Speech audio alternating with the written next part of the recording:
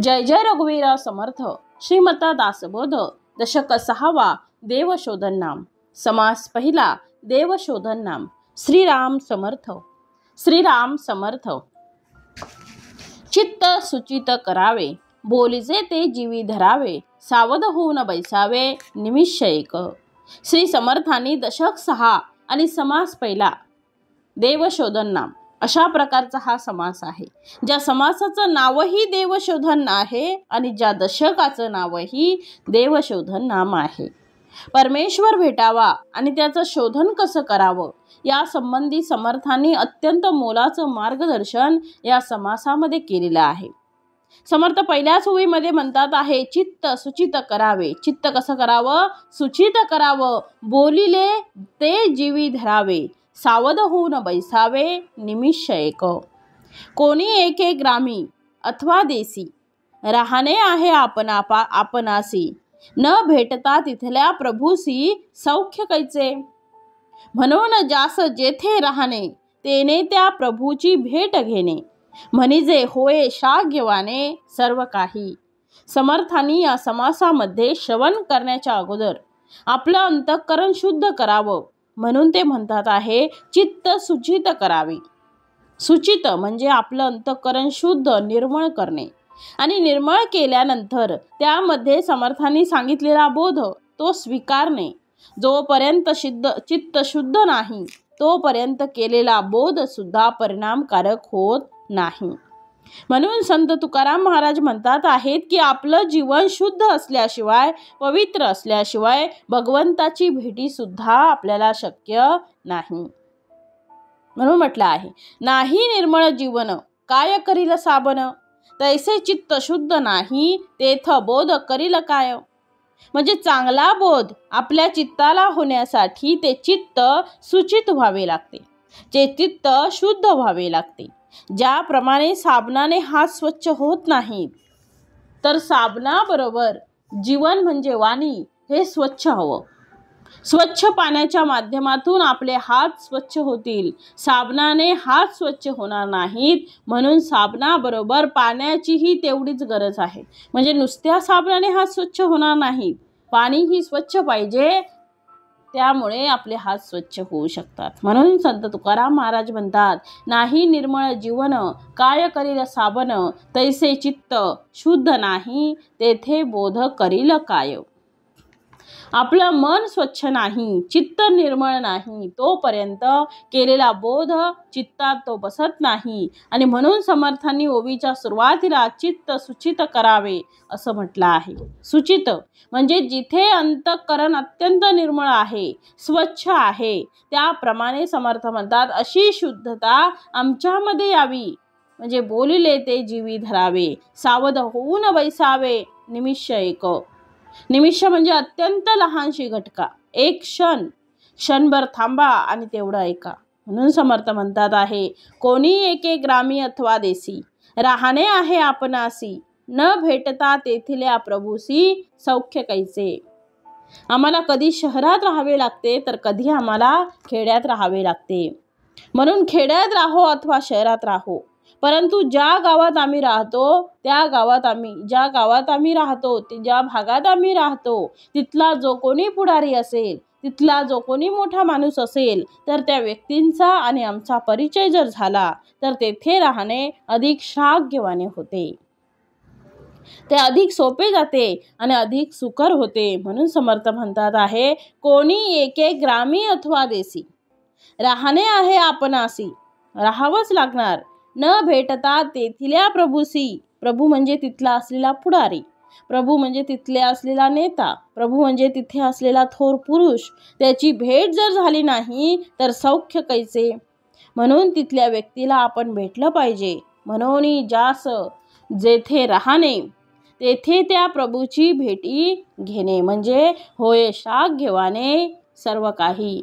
एकदा त्या प्रभूची जर भेट झाली, त्यांची आणि आमची जर मैत्री झाली, तर आम्हाला त्या गावामध्ये राहणं सन्मानाचं होईल आणि सुखकर होईल. म्हणून प्रभूची भेट घेणे अत्यंत गरजेचं आहे. कारण या जगामध्ये वावरत असताना आपल्याला दिसणाऱ्या या सगळ्या गोष्टी मायेच्या आहेत. आणि त्या मायेच्या गोष्टी आम्हाला सुख आणि दुःख प्रदान करतात. म्हणून यांच्यापासून आम्हाला कुठला त्रास होऊ नये, मायेचा सुद्धा त्रास होऊ नये, म्हणून या मायेला आपण ओळखलं पाहिजे. मायेची ओळख करून घेतली पाहिजे. प्रभूची ओळख करून घेतली म्हणजे प्रभूची ओळख झाली की मायेची ओळख आपोआप होते. समजा आपण जर एखाद्या नवीन घरी गेलो तर दारामध्ये कुत्रा बांधलेला असतो.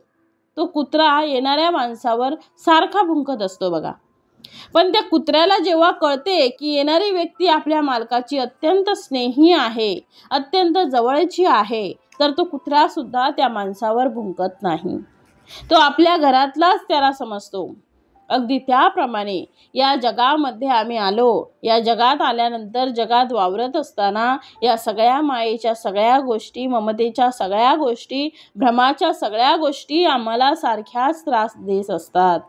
आम्हाला कुठलं कार्य करू देत नाही. मग त्याचा त्रास होऊ नये म्हणून आम्हाला मालकाची ओळख जर झाली तर आम्हाला त्या ठिकाणी असणारा श्वान त्रास देत नाही. त्याचप्रमाणे परमेश्वराची जर ओळखी झाली तर भौतिक जगतामध्ये असलेल्या गोष्टी आम्हाला त्रस्त करू शकणार नाहीत. म्हणून प्रभूची भेटी होणे गरजेचं आहे. म्हणून समर्थांनी फार सुंदर शब्दात मांडलेला आहे, प्रभूची भेटी न घेता तेथे कैसी मान्यता, आपुले महत्व जाता वेळ नाही. म्हणजे ज्या देशात तुम्ही राहता, ज्या गावात तुम्ही राहता, ज्या नवीन प्रदेशात जाता, त्या ठिकाणी जर प्रभूची आम्ही भेटी घेतली नाही तर तिथल्या इतर लोकांवर आमचं वर्चस्वही राहत नाही, प्रभाव राहत नाही. ते लोक सुद्धा तुम्हाला तुच्छतेने वागणूक करतात. पण मोठ्या व्यक्तीचा हा जवळचा आहे असं म्हटल्याबरोबर सगळे लोक त्यांची किंमत करायला लागतात. असं म्हणतात की एक सावकार होता. तो सावकार एका सोनाराच्या दुकानात गेला. सोनार आपली कामं करत होता आणि अचानक त्या सोनाराच्या दुकानासमोर एक भिकारी आला आणि 2 पावले वर चढून त्या सोनाराच्या बाजूला जाऊन बसला. तर लोकांनी विचार केला, हा सोनाराच्या बाजूला जाऊन बसलेला आहे, हा कोण असेल बरं? तर्क करू लागले. एका बाजूला तो सोनार आणि दुसऱ्या बाजूला तो त्याचा अत्यंत गरीब असा तो माणूस. याचं आणि याचं काय नातं असेल?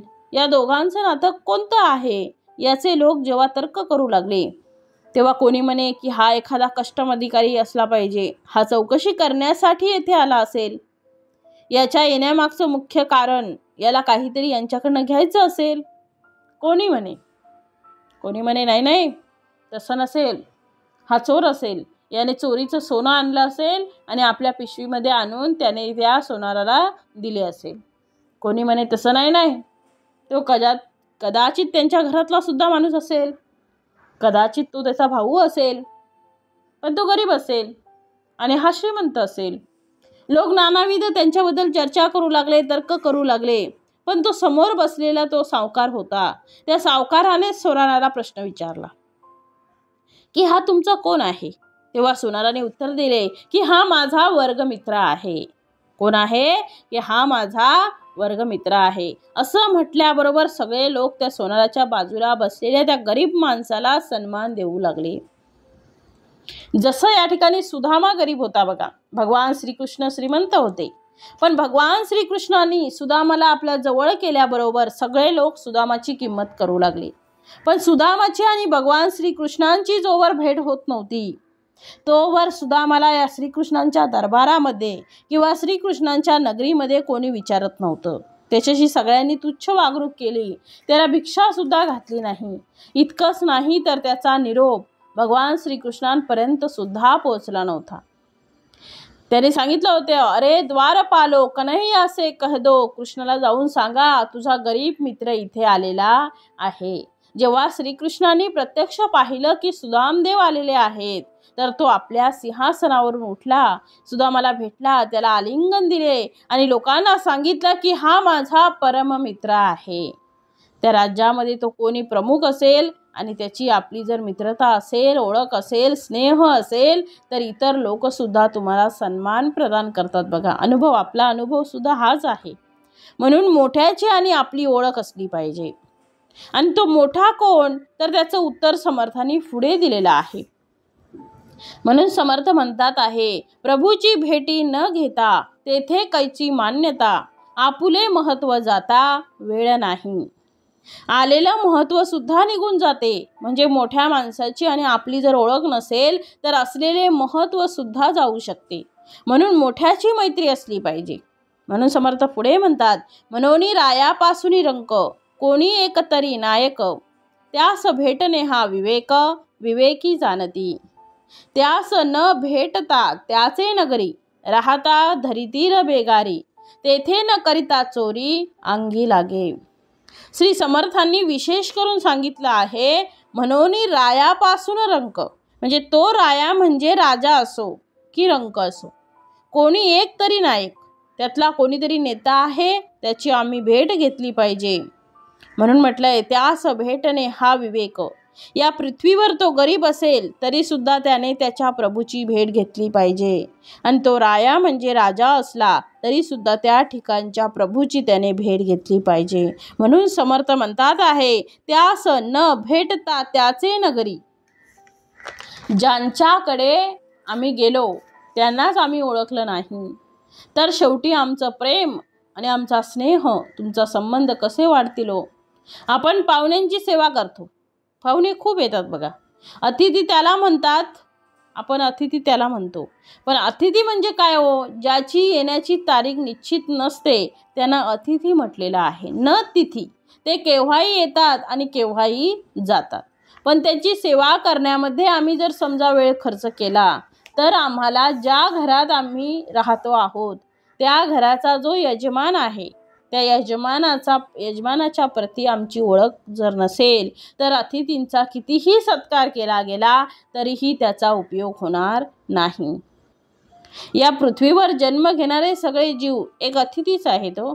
सगळे जीव ते येतात आणि इथे त्यांच्याशी संबंध कोणाकोणाचा येतो आहे तर पंच विषयांचा संबंध येतो, पंच ज्ञानेंद्रियांचा संबंध येतो, पंच कर्मेंद्रियांचा संबंध येतो, पंच प्राणांचा संबंध येतो आणि पंचभौतिक शरीराचा सुद्धा संबंध येतो. पंचभौतिक शरीर म्हणजे 5 भूतांनी तयार झालेलं जे शरीर आहे. आता पंचविषय हे सुद्धा आमचे काय आहेत, अतिथी आहेत. त्यांचा आम्ही सत्कार करतो. त्यांचा काय करतो आपण, सत्कार करतो. करू नये का, ठीक आहे, खरा सत्कार करा. पण ते अतिथी आहेत, जसे ते आले आहेत तसे ते जाणार सुद्धा आहेत. तो इथला मालक नाही आहे. ही भूमिका फार महत्त्वाची आहे. त्याला मालक समजून ही मोठी चूक करू नका आणि ती फार समजून घेतली पाहिजे. अतिथी हा कायमचा नसतो. तोच अतिथी कायमचा नसतो. तोच अतिथी असतो, तोच पाहुणा, तो पाहुणाच आहे. काही दिवसांसाठी आला आहे. तसे पंचविषय हे काही दिवसांसाठी आहेत, काही क्षणासाठी आहेत. हा देह आहे म्हणून या पंचविषयांचा विषय आहे. हे पंच ज्ञानेंद्रिय आहेत, यांच्या माध्यमातून आपण विषयांचे सेवन करतो आहेत. हे कर्मेंद्रिय आहेत, यांच्या माध्यमातून आपण कर्म करून घेतो आहे. हे सुद्धा अतिथीच आहेत. मग पंच ज्ञानेंद्रिय निघून जातात, पंच विषयही निघून जातात, पंच कर्मेंद्रियही निघून जातात. इतकंच नाही तर पंच प्राण सुद्धा निघून जातात, कारण ते सुद्धा अतिथी आहेत. ते सुद्धा बाहेरून आले आहेत. हे सगळे आणि इतकंच नाही तर पंच महाभूतांनी तयार झालेलं हे शरीर हे सुद्धा कायम नाही आहे. हे सुद्धा अतिथी आहेत. या पृथ्वीवर आमचं शरीर अतिथी आहे हो. महत्त्वाचं म्हणजे या पृथ्वीवर आपलं शरीरच अतिथी आहे आणि आम्ही कायमचे इथले रहिवासी नाही आहोत. शरीर येतात आणि ती निघून जातात. पण या शरीरामध्ये वास करणारं चैतन्य जे रूप आहे, जे आत्मस्वरूप आहे, जे ईश्वर रूप आहे, तो जो आत्मा आहे तो त्यामधला तो काय आहे, नेता आहे. त्या देहातला तो परमेश्वर आहे. म्हणून त्याला जगताचा नायकही म्हणून या आत्माराम म्हटलं आहे. म्हणून याला आत्माराम म्हटलं आहे आणि या जगतामध्ये तो आहे. देहातला तो परमेश्वर आहे, त्याला आत्माराम म्हटलेला आहे. हा या जगतामध्ये तो आहे म्हणून तो जगताचा कसा आहे, नायकही आहे. कारण तो तेथे पण आहे आणि येथे पण आहे. म्हणून त्याची सत्ता सर्वत्र आहे. म्हणून त्याला राया असो की रंक असो, तो गरीब असो की श्रीमंत असो, सगळ्यांनी आपल्या प्रभूची म्हणजे यजमानाची भेट घेतली पाहिजे. पाहुण्यांचा पाहुणचार हा सगळा केल्यानंतर हे सगळं चालणं करणारा कोण आहे, हे संचलन कोण करते आहे, या प्रश्नाचं उत्तर आहे या जगात परमेश्वर आहे. आणि तो परमेश्वर, तो राया असो की रंक असो, प्रत्येकाने त्याची भेटी घेतली पाहिजे, ओळख केली पाहिजे, त्याच्याशी मैत्री केली पाहिजे. म्हणजे या जगामध्ये आपलं येण्याचंही सार्थक होईल आणि आपल्या जाण्याचंही सार्थक होईल. तर तुम्हाला ते सौख्यही प्रदान होईल, नाही तर सुख आणि दुःख तुमच्या वाटेला आलेच नाहीत. इतकं दुःख आहे. सुख पाहता थोडे, दुःख पर्वता एवढे. माणसाला आजच्या क्षणाला आनंद वाटतो, दुसऱ्या क्षणाला दुःख होऊ शकते. मग हे सुख आणि दुःख आम्हाला तर का त्रास देतात आहे, याचा कधी विचार केला आहे का? म्हणजे दुःखही त्रास देतेच आणि सुखही त्रासच देते. कारण शेवटी त्या सुखातून सुद्धा दुःखाची उत्पत्ती आहे.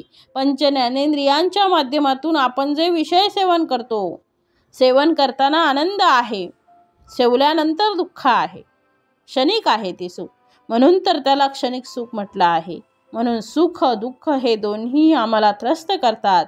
म्हणून या सुख दुःखांना आम्हाला त्रास होऊ नये असं वाटत असेल तर याचा जो मालक आहे, या सुख दुःखांचा उत्पत्ती करता जो आहे, या देहाचा उत्पत्ती करता जो आहे, या पंच ज्ञानेंद्रियांचा उत्पत्ती करता जो आहे, जो विषयांचा उत्पत्ती करता आहे, जे सगळे पाहुणे आहेत त्यांनी पाठवलेले आहेत. यांचा जो मालक आहे, त्या मालकाची ओळखी म्हणजे यजमानाची ओळखी झाली पाहिजे. तुम्ही दुकानदाराजवळ गेले आणि दुकानदाराने तुम्हाला नमस्कार केला की दुकानदाराच्या त्या दुकानामध्ये माल देणारा जो माणूस असतो तो सुद्धा तुम्हाला नमस्कार करतो, तो सुद्धा तुमची किंमत करतो. का करतो? कारण याची आणि मालकाची मैत्री आहे. म्हणून आमची आणि यजमानाची मैत्री असली पाहिजे.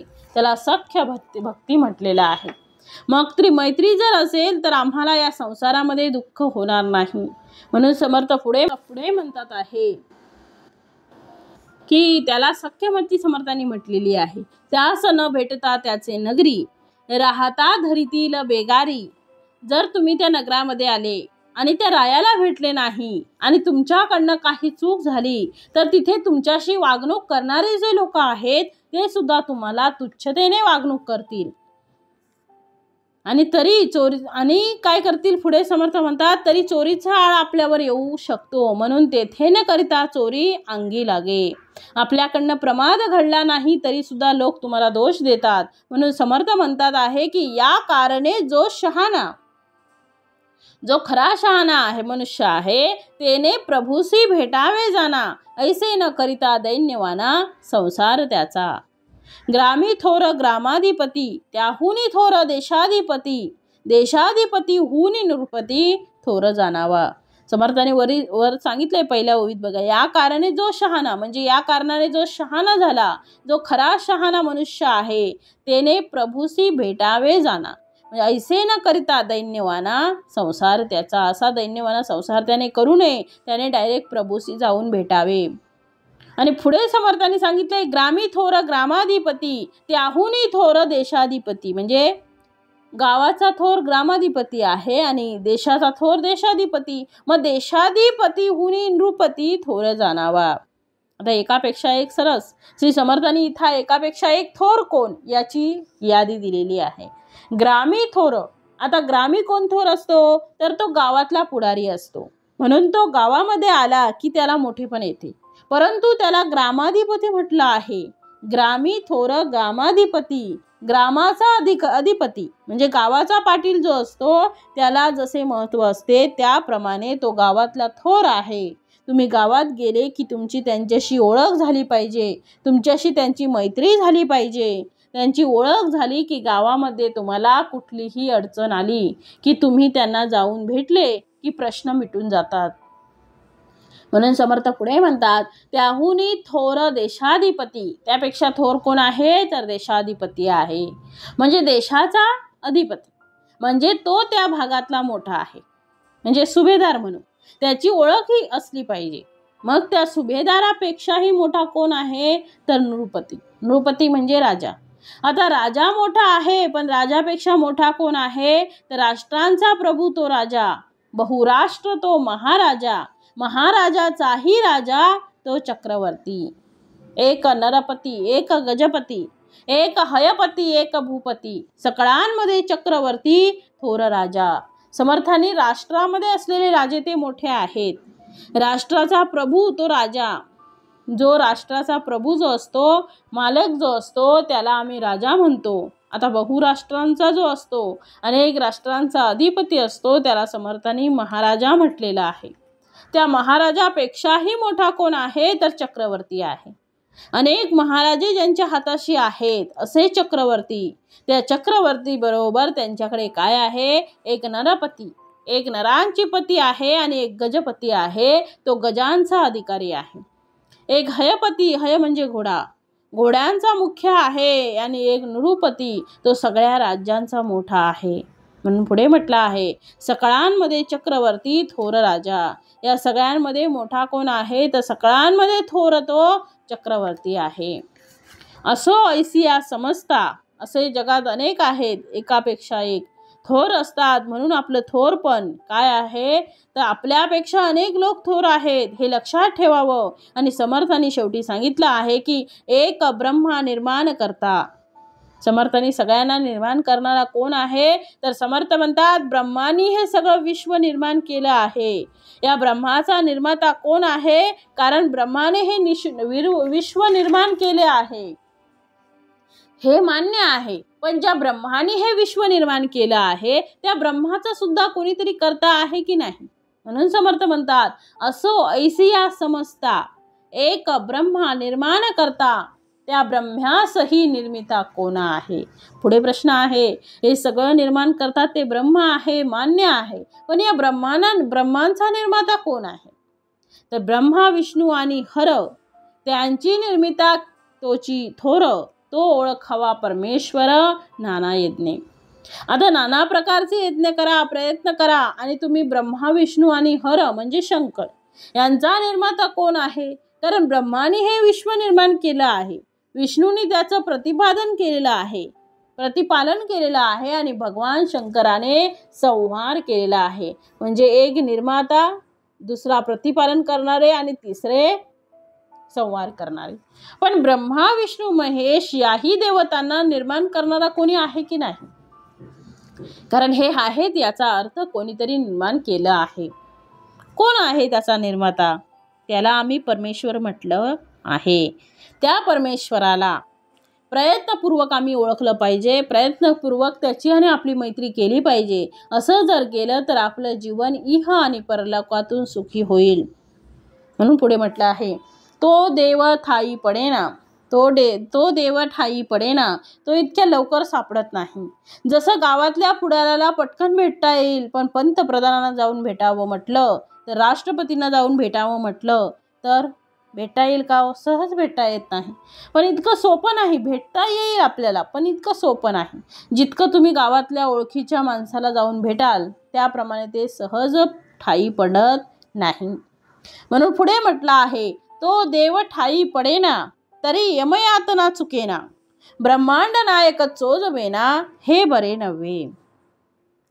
समर्थ म्हणतात आहे की देवाला जर तुम्ही ओळखलं नाही, तर तो देव आपल्या यमयातना चुकू शकणार नाही.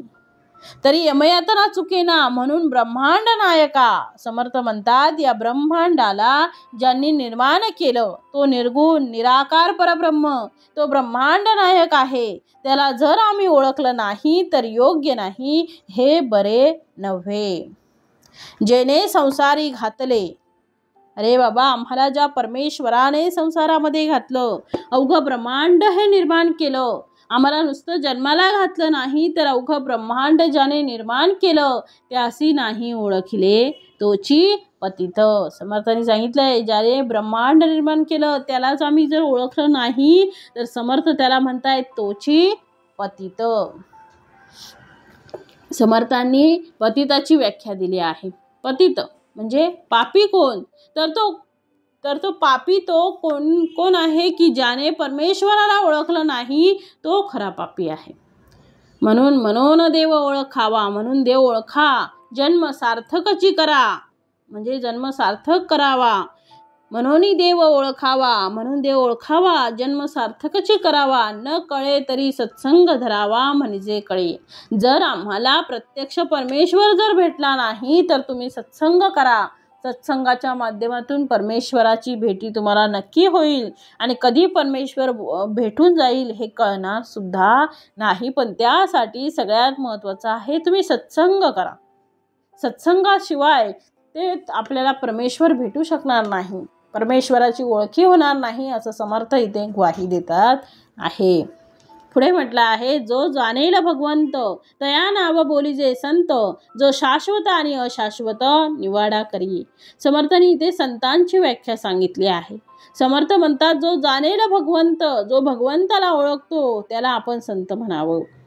तया नाव बोलीजे संत, संत त्यांनाच म्हणतात जे भगवंताला जाणतात, ते भगवंताचं जे स्वरूप जाणतात, आत्मस्वरूपाचे ज्यांना भान असते आणि इतरांना सुद्धा ती प्रचिती आणून देण्याचं त्यांच्या सामर्थ्य असते, म्हणून त्यांना संत असे म्हणतात. संतांमध्ये अजून एक वैशिष्ट्य आहे, जो शाश्वत आणि अशाश्वत निवाडा करी. म्हणजे संत एकच आहेत जे शाश्वत आणि अशाश्वताचा निवाडा करू शकतात, मनुष्य प्राणी नाही. निवाडा करणे, या जगामध्ये शाश्वत कोणत्या गोष्टी आहेत आणि अशाश्वत कोणत्या गोष्टी आहेत याचा निवाडा करणे, या वेगळ्या करणे आणि त्यातली शाश्वत जी गोष्ट आहे ती स्वीकारणे, हे संतांचं कार्य आहे. आपल्याला सगळ्या संतांनी, सगळ्या ग्रंथांनी शाश्वत कोणती गोष्ट आहे आणि अशाश्वत कोणती गोष्ट आहे ते सांगितलेलं आहे. पंचमहाभूत आणि त्रिगुण या 8 जणांना आपण अष्टदा प्रकृती म्हणतो. ही संपूर्ण अष्टदा प्रकृती नाशवंत मानली जाते, म्हणून आमच्या डोळ्यांना जे दिसते हे संतांना माहीत असते. म्हणून समर्थ संतांचा तो महिमा सांगताना म्हणतात आहे की जो जाणेल भगवंत तया नाव बोलीजे संत, जो शाश्वत आणि अशाश्वत निवाडा करी. जे डोळ्यांनी दिसते ते सत्य असे सर्वसामान्य लोक म्हणतात आणि संत काय म्हणतात, जे डोळ्यांनी दिसते ते नष्ट होणारे आहे आणि नष्ट होणारे आहे याचा अर्थ ते कसे आहे, अशाश्वत आहे. शाश्वत जे आहे ते डोळ्यांनी कधीही दिसत नाही आणि ते नष्टही होणारे नाही. म्हणून समर्थांनी संतांची व्याख्या करताना ते म्हणतात आहे की जो शाश्वत आणि अशाश्वत निवाडा करी. शाश्वत काय आहे तर परब्रह्म हे शाश्वत आहे. ते कसं आहे पुढे समर्थ म्हणतात आहे, चळेना ढळेना देव, ऐसा ज्याचा अंतर्भाव, तोची जाणीजे महानुभाव संत साधू. संत, साधू आणि महानुभाव हे तिन्ही शब्द समर्थांनी एकाच अर्थी वापरलेले आहेत. जे लोक चळेना ढळेना देव, देव चळत नाही, देव कधी ढळत नाही, ऐसा ज्याचा अंतर्भाव, अशा गोष्टी ज्याच्या अंतरामध्ये ठासून भरलेल्या आहेत, तोची जाणावा महानुभाव, तो भक्त आहे, तोच संत आहे आणि तोच साधू आहे. जो जनामध्ये वागे परी जना वेगळी गोष्टी सांगे, ज्याचे अंतरी ज्ञान जागे तोची साधू. संतांमध्ये आणि सामान्यामध्ये हा फरक आहे. जो जनामध्ये वागे, जनामध्ये संत, साधू, सज्जन, महानुभाव जेव्हा वावरतात, वागतात, त्या लोकांमध्ये आणि सामान्य माणसांमध्ये त्यांना काहीही भेद दिसत नाहीत. सामान्य माणसं आणि साधू संत हे जेव्हा लोकांतामध्ये असतात तर ते लोकांप्रमाणे सामान्य आचरण करतात. म्हणून म्हटलं आहे, वेश असावा बावळा, परी अंतरी असाव्या नाना कळा, असं समर्थांचं वचन आहे. म्हणून समर्थ म्हणतात की जो जनामध्ये वागे, जन हाटीला तो सोडत नाही, परी जना वेगळी गोष्टी सांगे, म्हणजे लोकांमध्ये राहतो पण कुठली तरी अशी अद्वितीय गोष्ट, असामान्य गोष्ट तो सहजतेने सांगून जातो. ज्याच्या अंतरी ज्ञान जागे तोची साधू. म्हणजे साधूची व्याख्या करताना समर्थ म्हणतात आहे की ज्याच्या अंतरामध्ये म्हणजे मनामध्ये ज्ञान सदैव प्रज्वलित असते त्याला साधू असं म्हणावं. म्हणून पुढे समर्थ म्हणतात आहे, जाणीजे परमात्मा निर्गुण, त्यासीच म्हणावे ज्ञान, त्या वेगळते अज्ञान सर्व काही. पोट भराव्या कारणे नाना विद्या अभ्यास करणे, त्यासी ज्ञान म्हणती परीतेने सार्थक नव्हे. समर्थ म्हणतात, जाणीजे परमात्मा निर्गुण म्हणजे मुळामध्ये परमेश्वर हा गुणातीत आहे तो त्याचं मूळ स्वरूप निर्गुण आहे ते मूळ स्वरूप तो जाणतो आणि त्या व्यक्तीला त्यासीच म्हणावे ज्ञान, त्यालाच काय म्हणावं, ज्ञान म्हणावं. जो निर्गुणाला ओळखतो त्याला ज्ञान म्हणावं आणि जो गुणांना ओळखतो त्याला अज्ञान म्हणावं. अशी वेळ आली आहे त्या वेगळे ते अज्ञान सर्व काही. गुणांना जाणतो ते अज्ञान आहे आणि निर्गुणाला जाणतो ते ज्ञान आहे. फार सुंदर वर्णन समर्थ करतात आहे. समर्थांनी गुण ही अष्टधा प्रकृतीमध्ये म्हणलेली गोष्ट आहे. कुठलाही गुण असेल, गुण या शब्दामध्ये इतकी व्यापकता आहे की प्रत्येक वस्तूचा एक गुण आहे. तो गुण असणे याचा अर्थच त्या गुणांना नष्ट होणे आहे. म्हणून अष्टधा प्रकृतीत निर्माण झालेल्या सगळ्या गोष्टी म्हणजे पंचमहाभूतांनी निर्माण झालेल्या गोष्टी, आप, तेज, वायू, आकाश आणि पृथ्वी, यातून निर्माण झालेल्या गोष्टी त्या नामात आलेल्या आहेत. त्यांना कोणीतरी नामरूप दिलेलं आहे आणि त्या नामरूपात असल्यामुळे ते सुद्धा नष्ट होणार आहे असं समर्थ सांगतात. हे ज्याला कळते त्यालाच ज्ञान असे म्हणतात.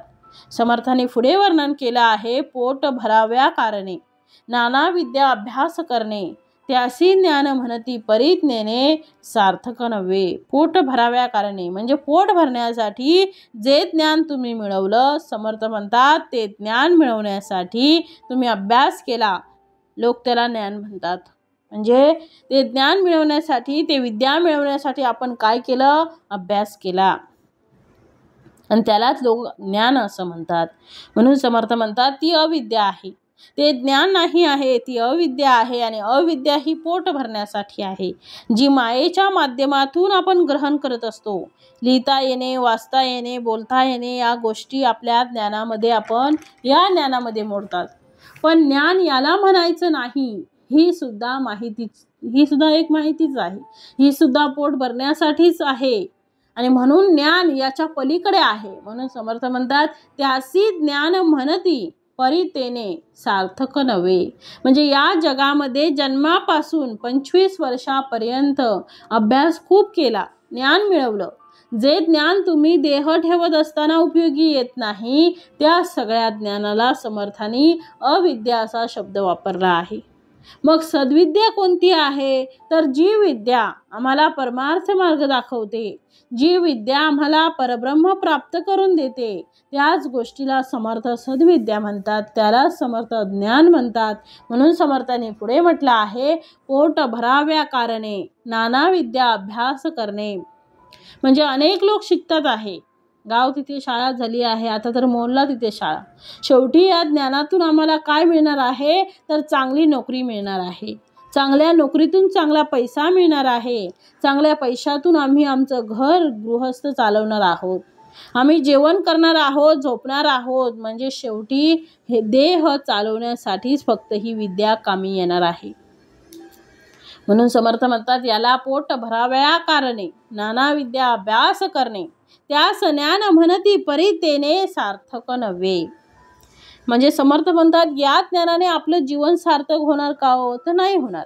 आपलं जीवन सार्थक व्हावं असं वाटत असेल तर या पोट भरण्याच्या विद्येच्या पलीकडे जे ज्ञान आहे त्याला समर्थांनी ब्रह्मज्ञान म्हटलेलं आहे. म्हणून पुढे समर्थ म्हणतात देव ओळखावा एक, तेची ज्ञान ते सार्थक, येर अवघेची निरार्थक पोटविद्या. जन्मवरी पोट भरिले, देहाचे संरक्षण केले, पुढे अवघेची व्यर्थ गेले अंतकाळी. आताच आपण त्याचा विचार पाहिला. खरं ज्ञान कोणतं, तर देव ओळखावा एक, त्याची ज्ञान सार्थक. म्हणजे व्याख्या केली आहे सार्थक ज्ञानाची समर्थांनी. जी विद्या, जे ज्ञान आम्हाला प्रत्यक्ष परब्रह्म जाणून देते, त्याची ओळखी करून देते, ते ज्ञान सार्थकी आहे. म्हणून म्हटलं आहे एर अवघेची निरर्थक. एर या शब्दाचा अर्थ याच्याशिवाय सगळे, बाकी सगळे निरार्थक आहे, ते एक सत्य आहे. बाकी सगळं निरार्थक आहे ते ज्ञान मिळवा, ज्याने आम्हाला परमेश्वर भेटेलो. जन्मवरी पोट भरिले, पोट भरण्यासाठी आम्ही कमाई केली, त्यास देहाचं संरक्षण केलं, देहाचे संरक्षण केल्याने पुढे अवघेची व्यर्थ गेले अंतकाळी.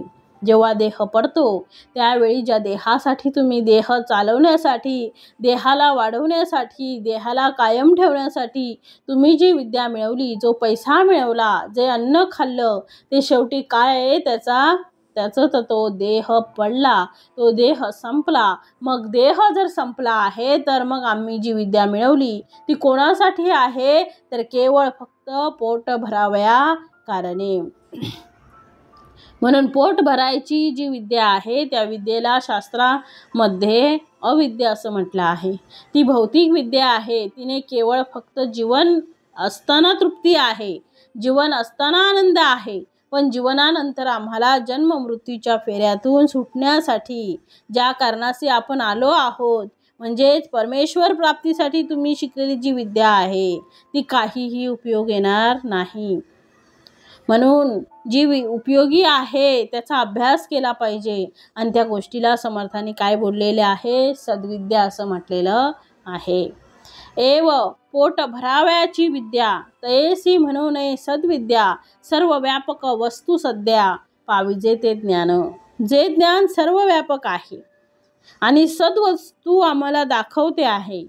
सद्वस्तू म्हणजे जी आज आहे, उद्या राहील आणि परवाही राहील, त्या विद्येला समर्थांनी सद्विद्या असं म्हटलेलं आहे. ऐसे जयापासी ज्ञान तोची जाणावा सज्जन. ऐसे जयापासी ज्ञान, असं ज्ञान कोणाकडे आहे, तर संतांकडे आहे, साधूंकडे आहे, महाजनांकडे आहे, या लोकांकडे आणि महानुभाव यांच्याकडे ते ज्ञान आहे. म्हणून समर्थ म्हणतात ऐसे जयापासी ज्ञान तोची जाणावा सज्जन, तयापासी समाधान पुसिले पाहिजे. म्हणून समर्थ म्हणतात कोणाजवळ काय विचारावं, पोहणे शिकायचं असेल तर ज्याला पोहता येत नाही त्याच्याकडे पोहणं शिकावं का? त्याने विहिरीच्या बाहेर राहून पोहणं शिकवतो म्हटलं तर जो पोहणं शिकण्यासाठी आला आहे त्याचा अंतकाळ जवळ येईल. ज्याला स्वतःलाच आरोग्य नाही तो दुसऱ्याला काय आरोग्य प्रदान करणार? म्हणून समर्थांनी त्याची यादी पुढे सुंदर दिलेली आहे बघा. ऐसे जयापासी ज्ञान तोची जाणावा सज्जन, तयापासी समाधान पुसिले पाहिजे. म्हणजे अज्ञानास भेटिता अज्ञान, समर्थ पुढे म्हणतात अज्ञानास भेटिता अज्ञान, तेथे कैसे सापडेल ज्ञान, करंट्याचे दर्शन होता भाग्य कैसे. म्हणजे समर्थ म्हणतात अज्ञानाजवळ एक दुसरा अज्ञानी गेला तर त्याला ज्ञान प्राप्त होईल का हो? तर नाही होणार. एका करंट्याजवळ दुसरा करंट गेला तर त्यामुळे त्याला भाग्य प्राप्त होणार नाही. रोग्यापासी रोगी गेला तेथे कैचे आरोग्य त्याला, निर्बळापासी निर्बळाला पाठी कैची. म्हणजे एकाजवळ दुसरा गेला त्यामुळे त्यांच्यामध्ये काहीही फायदा होणार नाही. समजा रोग्यापासी रोगी गेला, त्याला आधीच रोग झालेला आहे आणि त्या रोगापासी दुसरा रोगी गेला तर त्याला काय आरोग्य मिळेल? कसे आरोग्य मिळेल? दोघेही सारखेच आहेत. दोघांमध्ये काहीही फरक दिसत नाही. एक रोगी आहे आणि तो दुसऱ्या रोगाजवळ गेला. एक दुबळा आहे, निर्बळ आहे, म्हणून म्हटलंय निर्बळापासी निर्बळाला पाठी कैची. पुढे तो जर त्याच्याजवळ गेला असेल तर निर्बळाजवळ निर्बळ जाऊन त्याला सबळता प्राप्त होणार नाही. म्हणून पुढे म्हटलंय समर्थांनी पिशाच्यापासी पिशाच गेले तेथे कोण सार्थक झाले, उन्मत्तास उन्मत्त भेटले त्यास उमजवी कवनू. एक मद्यप्राशन करणारा मनुष्य आहे, उन्मत्त आहे, उन्मत्त द्रव्य सेवला आणि तो उन्मत्त झालेला त्या माणसाजवळ दुसरा एक उन्मत्त गेला, त्यातून त्या दोघांना कोण सावरणार? जो शुद्धीवर आहे तो सावरू शकेल. दोघंही एकमेकांना सावरू शकत नाहीत कारण दोघंही शुद्धीवर नाहीत, दोघेही बेशुद्ध आहेत, तर त्याला कोण सावरणार? म्हणून समर्थ म्हणतात आहे भिकाऱ्यापासी मागता भिक्षा, दीक्षाहीनापासी दीक्षा, उजेड पाहता कृष्ण पक्षा पाविजे कैचा. सुंदर उदाहरण समर्थाने दिलेली आहेत. कैचा पाविजे कसं शक्य आहे ते, कैचा पाविजे कसं शक्य आहे ते. एक भिकारी आहे आणि तो दुसऱ्या भिकाऱ्याजवळ गेला तर दोघेही भिकारी असल्यामुळे त्यांना भिक्षा मिळणार नाही. एका दीक्षाहीनाजवळ दुसराही दीक्षाहीन गेला तर त्याला कधीच दीक्षा प्राप्त होणार नाही. अंधाराजवळ जर अंधार गेला तर तिथे उजेड प्राप्त होणार नाही. म्हणून समर्थ म्हणतात, अबद्धापासी गेला अबद्ध तो कैसेनी होईल सुबुद्ध. बद्धास भेटता बद्ध सिद्ध नव्हे. अबद्ध मनुष्य दुसऱ्या अबद्धाजवळ जर गेला तर तो कधी सुबद्ध होणार नाही. एक जर बद्धास भेटला, दुसरा बद्ध म्हणजे एका बद्धाला दुसरा बद्ध भेटला तर त्याला कधीही सिद्ध होता येणार नाही. म्हणून तो त्याच्यापेक्षा वरचढ असेल तर त्यामध्ये बदल होईल. दोघेही सारखेच असतील तर दोघांमध्ये काय फरक होईल? शेवटी काय? 0 अधिक 0 बरोबर 0. त्यामध्ये काहीही बदल होऊ शकत नाही, सारखंच आहे.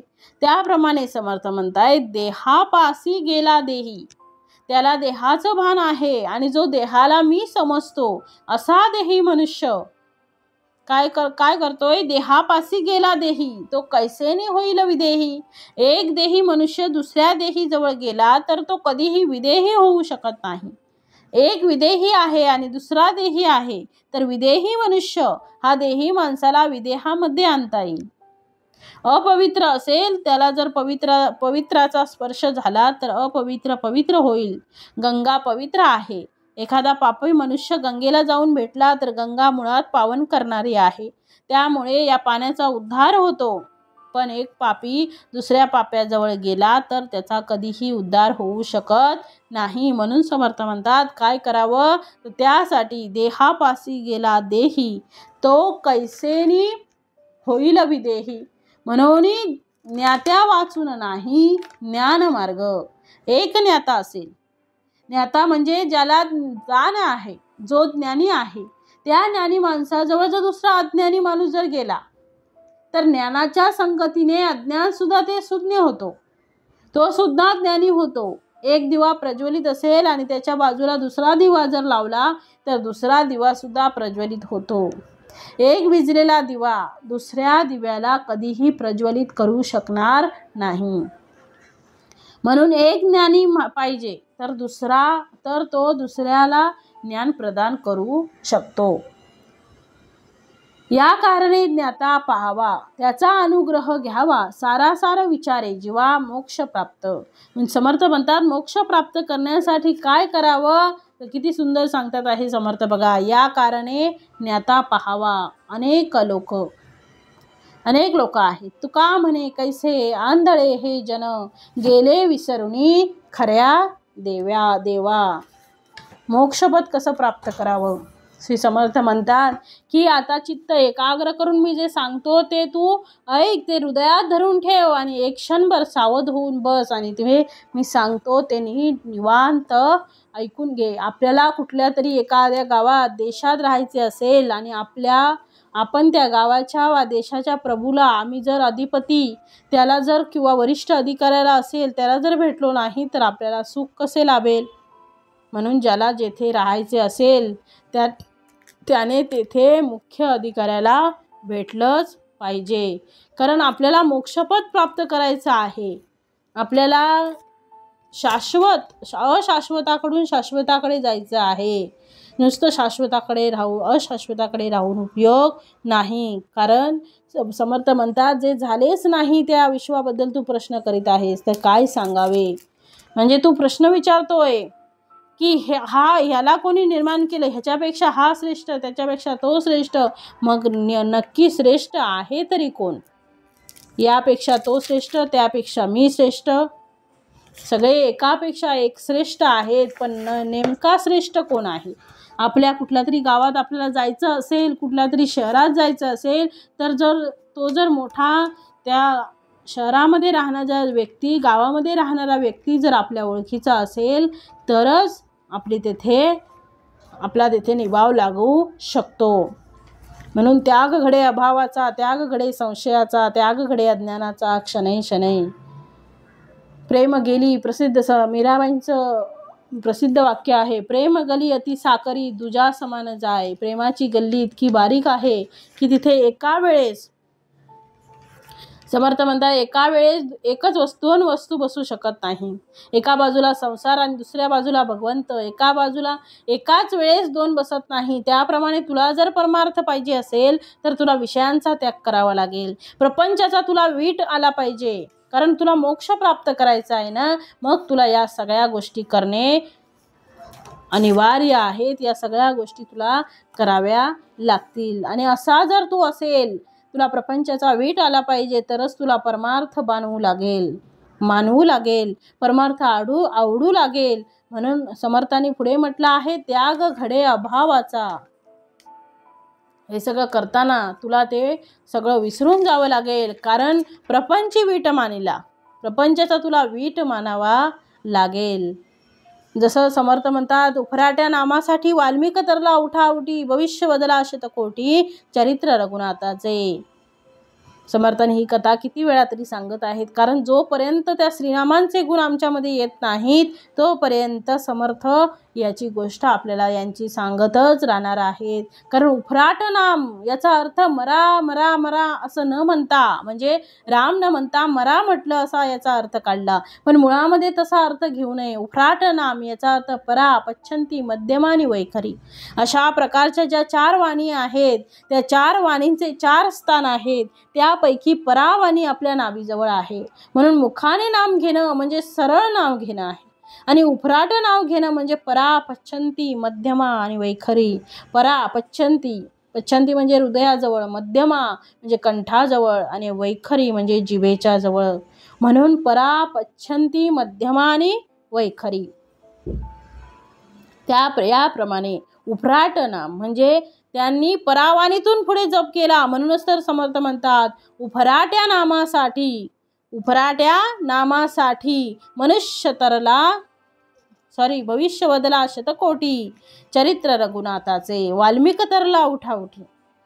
समर्थ ही कथा का सांगतात आहे, या कथेमागचा उद्देश काय आहे, की जोपर्यंत पश्चाताप होत नाही, जोपर्यंत आपण चूक केली आहे ही जाणवत नाही, कळत नाही, तोपर्यंत त्याचा उद्धार नाही. ज्याला चूकच कळत नाही त्याला बद्ध म्हणतात. मागच्या समासामध्ये समर्थांनी सांगितलेलं होतं दशकामध्ये, त्याला चूक कळते त्याला मुमुक्ष म्हणतात. चूक कळल्यानंतर सुधारण्यासाठी जो धडपड करतो आणि चांगल्या गुणांची उपासना करतो त्याला साधक म्हणतात. आणि ही साधना करता करता जो भगवंताला प्राप्त करतो त्याला सिद्ध असे म्हणतात. म्हणजे मोक्षपद जवळ आहे असं आपण समजू शकतो. म्हणून समर्थाने इथे किती ओवी किती सुंदर दिले बघा. कुबुद्धी त्यागेविन, जोपर्यंत वाईट बुद्धी आम्ही त्यागत नाही तोपर्यंत समर्थ म्हणतात, ज्याप्रमाणे वाल्याने ती वाईट बुद्धी त्यागली तोपर्यंत सुबुद्धी त्याला त्यागली म्हणून त्याला सुबुद्धी लागली. तसंच आहे समर्थ म्हणतात आहे, जोपर्यंत कुबुद्धी जात नाही तोपर्यंत सद्बुद्धी लागणार नाही. आपल्या सर्वांना वाल्मिकींची कथा ही माहीतच आहे, कारण ते उदरनिर्वाहाचं साधन होतं वाल्मिकींचं. समर्थ ही वारंवार सांगतात आहे, कारण त्यातले गुण आपले अजूनही जात नाही. वाल्याकोळीचे गेले हो, वाल्याकोळीने एवढी अपराध करून सुद्धा वाल्मिक तरला उठाउठी. कोणाच्या जपामुळे? रामनामाच्या जपामुळे. वाल्याकोळी हा संसारावर अत्यंत प्रेम करणारा होता. उदरनिर्वाहाचं साधन म्हणून तो लुटमार करायचा. आता वाल्याकोळ्याकडे प्रत्यक्ष नारद मुनी गेले. नारद मुनींना सुद्धा लुटण्यासाठी त्याने प्रयत्न केला. ही कथा आपल्याला माहिती आहे. आणि भगवान बुद्धांच्या चरित्रात आलेली अंगुलीमालाची ती ही कथा आहे. सेमच आहेत. काय तुझी इच्छा आहे सांग बाबा. नारायण म्हणाले, देवर्षी नारायण वाल्याला म्हणाले, तुमच्याजवळ सगळं मला जे आहे ते मला हवं आहे. म्हणे बाबा, तुझ्याकडं जे आज पाप घडले आहे ते पापाचं क्षालन होण्यासाठी तुला पुण्यकर्म करावं लागेल. आणि पुण्यकर्म करण्यासाठी तू जे पाप केलेलं आहे ते पाप परमेश्वर नामाशिवाय, भगवत भक्तीशिवाय त्यातून तुला मुक्ती नाही. आता सुसंवाद सुरू झाला. वाल्याकोळीने प्रश्न विचारला की मी पाप केलं आहे असं तुम्ही म्हणता, पण ते पाप माझ्यासाठी मी केलं नाही. माझ्या घरी पत्नी आहे, माझे कुटुंबीय आहेत, माझ्या घरात मुलं आहेत. या सगळ्या लोकांसाठी मी आजपर्यंत हे काम करत आलेलो आहे. मी माझ्या एकट्यासाठी हे काम केलेलं नाही. त्यामुळे या पापाची जबाबदारी फक्त माझ्यावर नाही आहे, कारण माझ्या पापाचे वाटेकरी ते सुद्धा आहेत. त्यावेळेस देवर्षी नारदांनी सांगितले की तू एकदा घरी जा आणि घरी जाऊन विचार की मी आजपर्यंत एवढं पाप केलेलं आहे तुमच्यासाठी आणि त्यामुळे तुम्ही सुखात राहिलेले आहात. मग या पापाचा भागीदार म्हणून तुमच्याकडे काही वाटा येणार आहे, तर तुम्ही तो घेण्यासाठी तयार आहात का?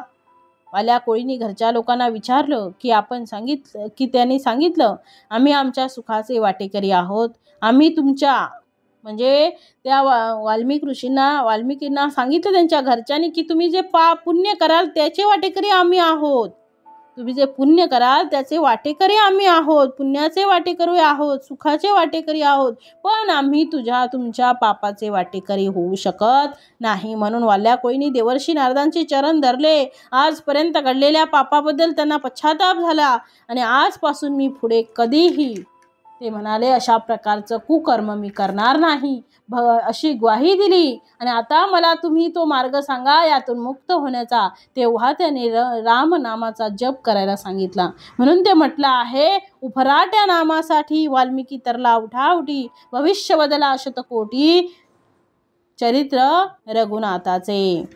म्हणजे समर्थ म्हणतात की हे सगळं करून, एवढं पाप करून सुद्धा तो एक रामनामाने जपला. म्हणजे तोपर्यंत जेथे सद्बुद्धी वास करत नाही तिथे त्याला योग्य पद्धतीने ती लावता येणार नाही. म्हणून सद्बुद्धी आपल्या अंगामध्ये वास करणं गरजेचं आहे.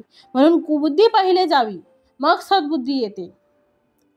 जसं कुबुद्धी जाण्यासाठी सद्बुद्धी यावी लागते. म्हणजे आपण जसं लहान मुलांना बघा पाटीवर काहीतरी लिहून देतो, श्री लिहून देतो सुरुवातीला, त्याच्या अगोदरच जर तिथे काही लिहिलेलं असेल तर वर आपण सुवाच्य अक्षरामध्ये कसं लिहू शकतो, त्याप्रमाणे कुबुद्धी त्यागेविना नाही सुबुद्धी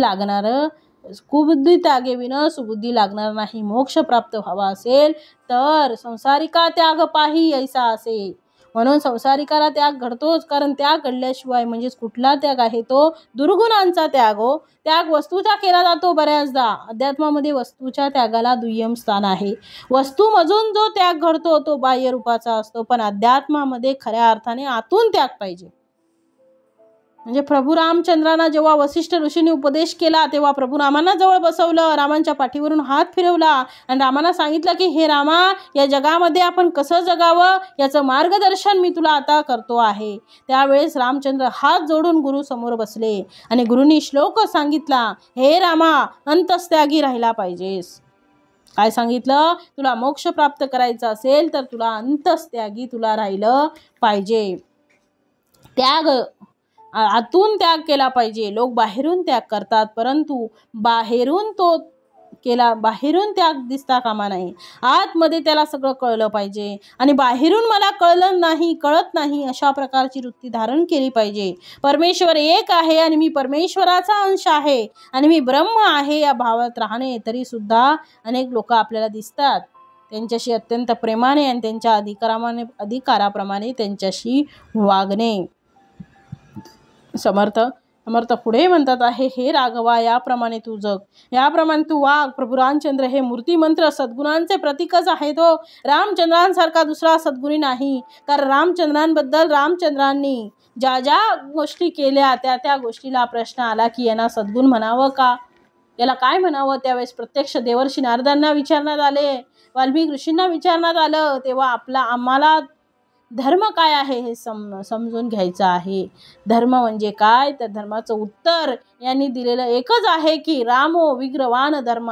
राम जसे वागतील तसं वागणं म्हणजे धर्माचरण करणे.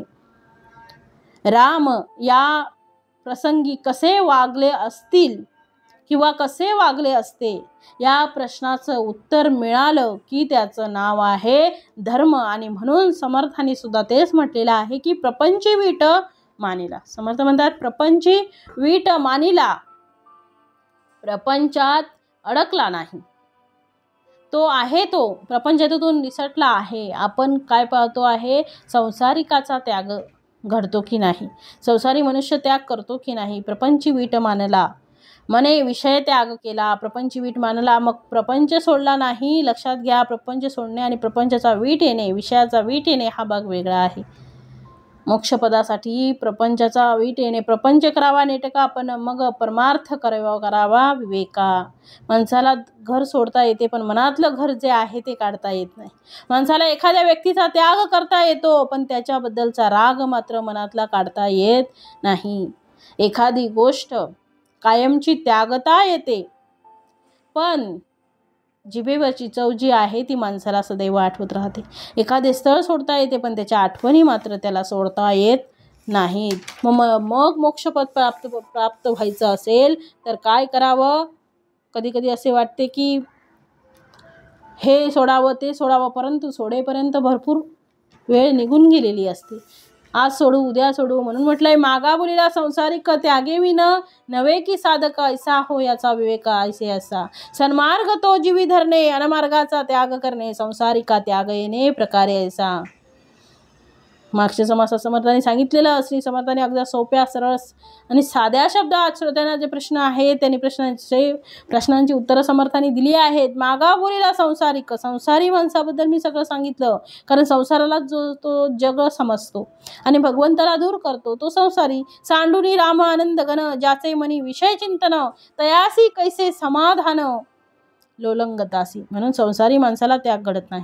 मग त्याग जर घडत नाही तर मोक्षपद कसं मिळणार?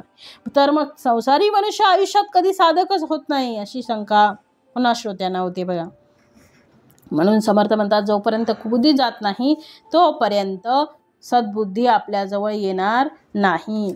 म्हणून सुरुवातीला कुबुद्धी जाणे हे गरजेचं आहे. म्हणून समर्थ म्हणतायत, हे सगळं जाण्यासाठी, तुम्हाला मोक्षपद प्राप्त करण्यासाठी, हे सगळं जाण्यासाठी समर्थांनी सांगितलेलं आहे की तुका म्हणे कैसे आंधळे हे जन गेले विसरुनी खऱ्या देवा. खऱ्या देवाला तुम्ही मोक्ष प्राप्त करण्यासाठी काय करायचं आहे? या कारणे ज्ञाता पाहावा. अनेक लोक आहेत, तुका म्हणे कैसे आंधळे हे जन, खऱ्या देवाला विसरून जातात. खरे साधू, खरे ज्ञानी, खरे संत याच्याकडे लोक जात नाहीये, तो भलतीकडेच गर्दी करतात. सोन्याच्या दुकानात गर्दी कमी आणि ज्या ठिकाणी हर माल 2 रुपये गर्दी जास्त, चिल्लर वस्तूमध्ये गर्दी जास्त, भाजीपाल्याच्या दुकानात जास्त गर्दी, बाजारात जास्त गर्दी. अरे ज्या ठिकाणी आम्हाला आत्मज्ञान प्राप्त होते अशा ठिकाणी आम्ही गेलं पाहिजे, तिथूनच आम्हाला ज्ञान प्राप्त होईल. म्हणून ज्ञाता पाहिला पाहिजे, ज्ञाता पाहिला पाहिजे. ज्ञाता सापडल्यानंतर ज्ञाता पाहिला पाहिजे, पण सापडल्यानंतर त्यांच्याकडनं ते ज्ञान घेतलं पाहिजे. म्हणून समर्थ म्हणतात, या कारणे ज्ञाता पाहावा, या कारणे ज्ञाता पाहावा. समर्थांनी पुढे सांगितलं आहे, जाणीजे परमात्मा निर्गुण त्यासीच म्हणावे ज्ञान. पुढे समर्थ म्हणतात आहे की निर्गुण परमात्म्यास तद्रूप, निर्गुण परमात्म्यास तद्रूप होऊन जाणणे, त्याच्याशी ऐक्य होणे, याला समर्थांनी काय म्हटले आहे? ज्ञान म्हणावे. मग ज्याची प्राप्ती झाली नाही तर यमयातना चुकत नाही. ब्रह्मा विष्णू महेश सुरुवातीपासून समर्थ सांगतात आहे की आता हे सगळं तुम्ही ऐका. आपल्याला कुठल्या तरी गावात जायचं आहे, देशात जायचं असेल, गावाच्या त्या देशाच्या प्रभूला, म्हणजे जो अधिपती आहे, वरिष्ठ अधिकारी असेल, त्याला जर भेटलो नाही तर आपल्याला सुख कसे लाभेल? मग संपूर्ण समासामध्ये सुरुवातीपासून समर्थांनी सांगितलंय. म्हणून ज्याला जेथे राहायचे असेल त्याने तेथल्या मुख्याधिकाऱ्याची भेट घ्यावी, म्हणजे सर्व काही कसं सुरळीत चालेल. मुख्याधिकाऱ्याची भेट घेतली नाही तर तेथे आपल्याला कोणी मानणार नाही आणि मग आपले महत्त्व नाहीसे व्हायला वेळ लागणार नाही. म्हणून राजापासून रंकापर्यंत जो कोणी तेथील नायक असेल अथवा त्याला भेटावे, यातच आपले शहाणपणा असतो असे विचारी लोक जाणतात. त्याला ते न भेटता त्याच्या नगरात राहिले तर धरून नेऊन वेठबिगरीला लावतील आणि चोरी केली नसतानाही चोरीचा आरोप लावतील. म्हणून जो शहाणा असेल त्याने मुख्याधिकाऱ्याला भेटावे, नाहीतर त्याला नाना संकटांना तोंड द्यावे लागेल. एखाद्या गावात ग्रामाधिकारी हा श्रेष्ठ असतो, त्याच्यापेक्षाही देशाधिपती अधिक श्रेष्ठ असतो व त्याच्यापेक्षाही राजा हा वरिष्ठ असतो. मग राष्ट्राचा जो प्रभू आहे त्यास राजा म्हणतात. अनेक राष्ट्राचा अधिपती असेल त्याला महाराजा म्हणतात. महाराजांचाही जो राजा त्याला चक्रवर्ती म्हणतात. एक नरपती असतो तर एक गजपती असतो, तर दुसरा कोणी हयपती असतो, तिसरा भूपती असतो. या सगळ्यांपेक्षा चक्रवर्ती हा श्रेष्ठ राजा असतो. म्हणून पुढे म्हटलं आहे, असो या सगळ्यांचा निर्माण करता एक ब्रह्मदेव असतो. हे सगळे आहेत, मान्य आहेत, समर्थ म्हणतात, पण याचा सगळ्यांचा जो निर्माण करता आहे तो कोण आहे? तर समर्थ म्हणतात आहे की असो सर्वांचा निर्माण करता एक ब्रह्मदेव आहे. या ब्रह्मांचाही निर्माता कोण आहे? ब्रह्मा विष्णू महेश, म्हणजे ब्रह्मा सृष्टी निर्माण करते आहेत, विष्णू पालन करते आहेत आणि श्री शंकर हे संहार करणारे आहेत. यांना जो निर्माण करतो तो त्याच्यापेक्षाही थोर असतो. या परमेश्वराची नाना प्रयत्नांची ओळख करून घ्यावी. त्याची प्राप्ती झाली नाही तर यमयातना चुकत नाहीत.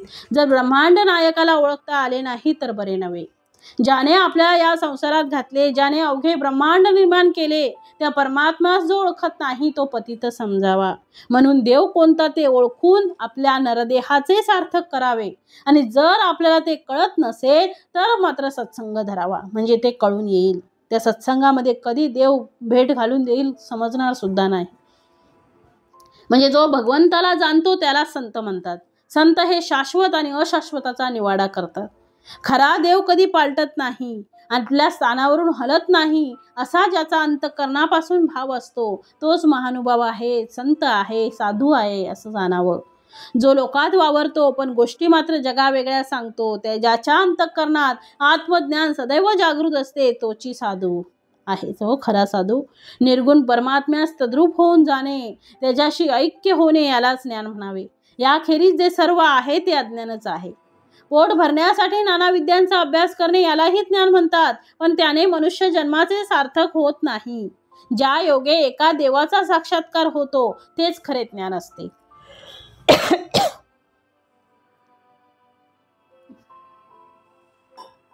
व समर्थ म्हणतात त्यानेच सार्थक होते. बाकीच्या सर्व पोट भरण्याच्या विद्या निरर्थक असतात. जन्मभर पोट भरण्यासाठी कष्ट केले, देहाचे संरक्षण केले, पण अंतकाळी ते व्यर्थच गेले. म्हणून पोट भरावीची जी विद्या तिला सद्विद्या म्हणू नये. ज्या योगे सर्वव्यापक वस्तूची तत्काळ प्राप्ती होते तेच खरे ज्ञान होय.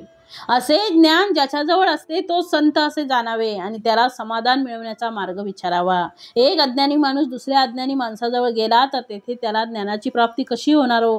एका दैवहीन माणसाला दुसऱ्या करंट्याचे दर्शन झाले तर त्याचे भाग्य उदयाला येणार नाही. एका रोग्यापाशी दुसरा रोगी गेला तर त्याला आरोग्याची प्राप्ती होऊ शकणार नाही. किंवा निर्बलाकडून निर्बलाला कशी मदत मिळणार?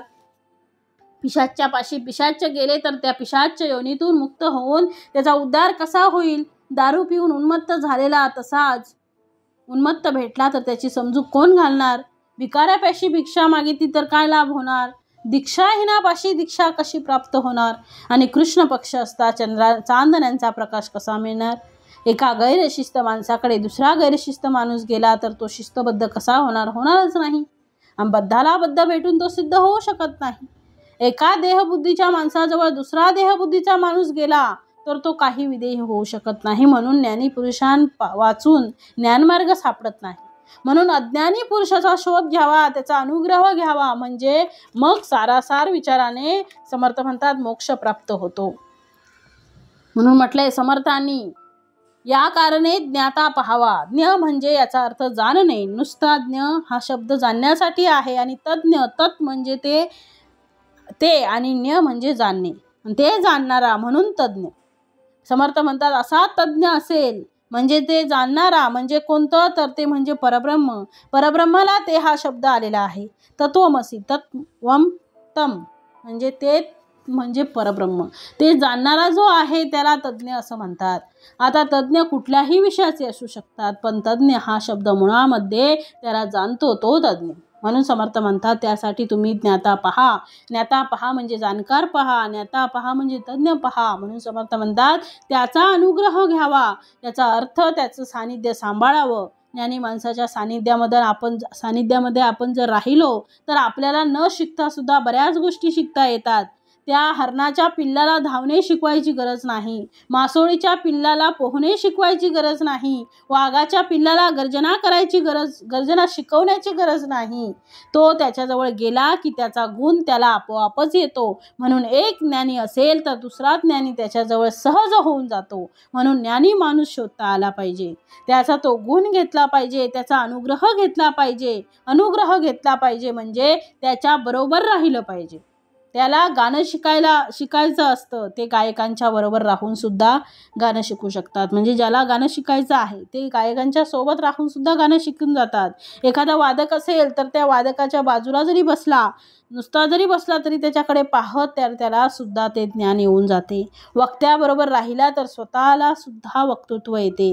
नर्तकाचे नर्तन सारखं पाहिलं तर तो सुद्धा नाचू लागतो. एक गुण दुसऱ्याला तो आपोआप संक्रमित होतो. नुसता पाहण्याच्या माध्यमातून, ऐकण्याच्या माध्यमातून शिकण्याची सुद्धा गरज नाही, पण सानिध्याची गरज मात्र नक्कीच आहे. जसा सत्संग भेटून गेला की कधी देव भेटेल याचं हे सांगता येत नाही. म्हणून समर्थांनी इथे अनुग्रह हा शब्द वापरला आहे.